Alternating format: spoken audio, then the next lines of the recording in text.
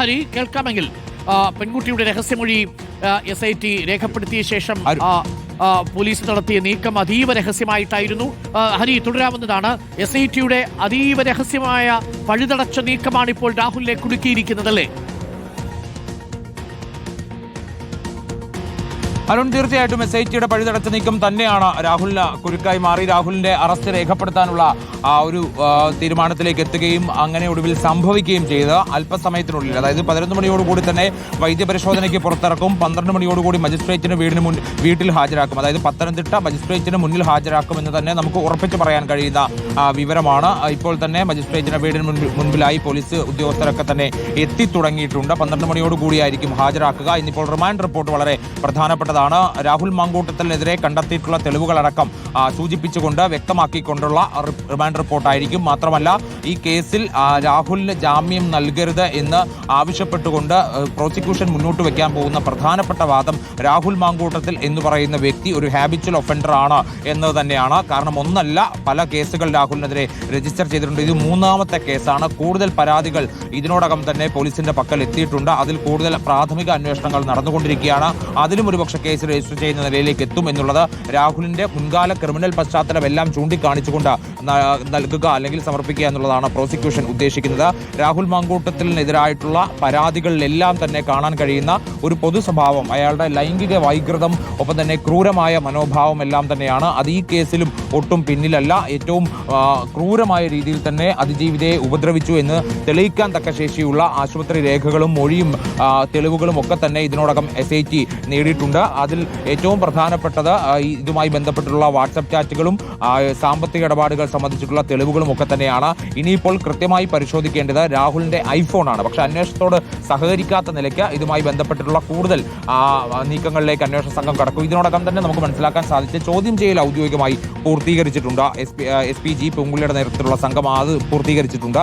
Cyber വിഭാഗത്തിലെ ഉദ്യോഗസ്ഥർ കൂടി നേരത്തെ AR ക്യാമ്പിലേക്ക് കടന്നു ചെന്നിരുന്നു എന്നുള്ളതാണ് നമുക്ക് മനസ്സിലാക്കാൻ സാധിക്കുന്നത്. അതായത് അന്വേഷണത്തോട് ഒരു ഘട്ടത്തിലും രാഹുൽ സഹകരിക്കാത്ത പശ്ചാത്തലത്തിൽ, അതായത് തനിക്ക് ഈ പെൺകുട്ടിയെ അറിയില്ല എന്നുള്ളത് തന്നെ ആദ്യം രാഹുൽ മൊഴി നൽകിയിരുന്നു. പക്ഷേ പിന്നീട് സൈബർ വിദഗ്ധർ എത്തിക്കൊണ്ട് ലഭിച്ചിട്ടുള്ള ചില ഡിജിറ്റൽ തെളിവുകൾ അത് ലാപ്ടോപ്പിലിട്ട് രാഹുലിനെ കാണിച്ചു എന്നുള്ളതാണ് മനസ്സിലാക്കാൻ സാധിക്കുന്നത്. അതിനുശേഷമാണ് പെൺകുട്ടിയെ അറിയാമെന്നും സൗഹൃദത്തിലായിരുന്നുവെന്നും സാമൂഹ്യ മാധ്യമത്തിൽ കൂടിയാണ് പരിചയപ്പെട്ടതെന്നും അടക്കമുള്ള ചില പ്രാഥമിക വിവരങ്ങൾ മാത്രം രാഹുൽ മാങ്കൂട്ടത്തിൽ നൽകിയത്. അപ്പോഴും കുറ്റസംഭവം നടത്തുകയോ കുറ്റകൃത്യം ചെയ്തതായി അംഗീകരിക്കുകയോ ചെയ്തിട്ടില്ല എന്നുള്ളതാണ് മനസ്സിലാക്കാൻ സാധിക്കുന്നത്. ഇപ്പോൾ വരുന്ന വിവരം ഹരി, രാഹുൽ ഇപ്പോഴും പറയുന്നു 3ാമത്തെ പെൺകുട്ടിയോടും താൻ ഉഭയസമ്മതപ്രകാരമുള്ള ബന്ധമായിരുന്നു എന്നാണ് രാഹുൽ മാങ്കൂട്ടത്തിൽ പറയുന്നത്. ആദ്യത്തെ കേസിലും 2ാമത്തെ കേസിലും കോടതിയിൽ സ്വീകരിച്ച അതേ നിലപാടാണ് രാഹുൽ മാങ്കൂട്ടത്തിൽ വരുന്നത്. പക്ഷെ അപ്പോഴും നിർബന്ധിച്ചുള്ള ഗർഭഛിദ്രം, ദേഹോപദ്രവം ഏൽപ്പിച്ചത്, സാമ്പത്തിക ചൂഷണം, ഇതിനൊക്കെ പക്ഷേ ഇനി മറുപടി പറയേണ്ടി വരും അല്ലേ? തീർച്ചയായിട്ടും ഉഭയസമ്മതപ്രകാരമുള്ള ബന്ധം എന്നുള്ള വാദം രാഹുൽ തുടക്കം മുതൽക്ക് തന്നെ ഉന്നയിക്കുന്നതാണ്. രാഹുലിനെതിരെ ഏത് ആരോപണവും ഏത് കേസ് വന്നാലും രാഹുൽ അതേ വാദത്തിൽ തന്നെ ഉറച്ചു നിൽക്കുകയാണ്. പക്ഷേ അതിനപ്പുറത്തേക്ക്, ഉഭയസമ്മതപ്രകാരമുണ്ട് എന്നുള്ളതിനപ്പുറത്തേക്ക് ക്രൂരമായ ഉപദ്രവം, ശാരീരിക ഉപദ്രവം ഏൽപ്പിച്ചു എന്നുള്ളതിന്റെ തെളിവുകൾ SITയുടെ പക്കലുണ്ട്. ആ തെളിവുകൾക്ക് അപ്പുറത്തേക്ക് മറ്റൊരു വാദവും നിലനിൽക്കില്ല എന്നുള്ളത് തന്നെയാണ്. അതുകൊണ്ടാണ് ജാമ്യാപേക്ഷ സമർപ്പിച്ചാലും അത് കീഴ്ക്കോടതിയിൽ നിന്ന്, അതായത് മജിസ്ട്രേറ്റ് കോടതിയിൽ നിന്ന് ലഭിക്കില്ല എന്ന് നമുക്ക് ഉറപ്പിച്ചു പറയാൻ കഴിയുന്ന മറ്റേതെങ്കിലും കാരണവശാൽ ഹൈക്കോടതിയിൽ മാത്രമാണ് അതിന്റെ വാദം കേൾക്കാനായി മാറ്റിവെക്കുന്ന പശ്ചാത്തലത്തിൽ ഒരു സ്റ്റേ ഒക്കെ തന്നെ കിട്ടുക. പക്ഷേ അതിനപ്പുറത്തേക്ക് തെളിവുകൾ പര്യാപ്തമാണ് രാഹുലിന്റെ അറസ്റ്റിന് എന്നുള്ളത് SITക്ക് ബോധ്യപ്പെട്ടിട്ടുണ്ട്. ആ തെളിവുകൾ എന്ന് പറയുന്നത് നമ്മൾ നേരത്തെ സൂചിപ്പിച്ചതുപോലെ തന്നെയുള്ള വാട്സപ്പ് ചാറ്റുകളും ഒപ്പം തന്നെ ഫോൺ കോൾ രേഖകളും റെക്കോർഡുകളും ആശുപത്രി രേഖകളും ഒക്കെ തന്നെയാണ്. അതെല്ലാം തന്നെ SIT ഇതിനോടകം, അതായത് ഹരി, കൂടുതൽ വിവരങ്ങൾ ശേഖരിക്കുക. ഇപ്പോൾ അന്വേഷണ സംഘത്തോട് സഹകരിക്കുന്നില്ല എന്നുള്ളൊരു വിവരം പുറത്തു വരുന്നുണ്ട്.